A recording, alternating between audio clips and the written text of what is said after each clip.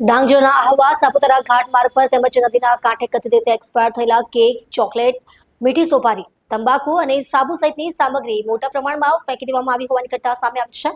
ઘટનાને પગલે સ્થાનિકોમાં રોષની લાગણી જોવા મળી રહી છે.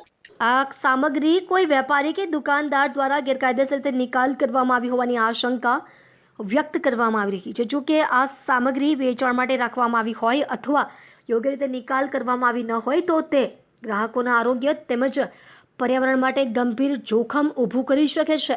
આ ઘટનાને પગલે ફૂડ એન્ડ ડ્રગ્સ વિભાગ અને સંબંધિત તંત્ર સામે પણ અનેક સવાલો ઊભા થયા છે. સ્થાનિકોની માંગ છે કે સમગ્ર મામલે તાત્કાલિક તપાસ હાથ ધરી જવાબદાર વ્યક્તિઓને શોધી તેમની સામે કડક કાયદેસરની કાર્યવાહી કરવામાં આવે અને સાથે જ જિલ્લાના તમામ કરિયાણા, બેકરી અને ખાદ્ય પદાર્થોના વેપારીની દુકાનોમાં વિશેષ ચેકિંગ અભિયાન ચલાવી એક્સપાયરી થયેલી સામગ્રીનું વેચાણ થતું અટકાવવામાં આવે તેમજ નિયમોનું ઉલ્લંઘન કરનાર સામે કડક કાર્યવાહી કરવામાં આવે તેવી માંગ ઉઠી છે.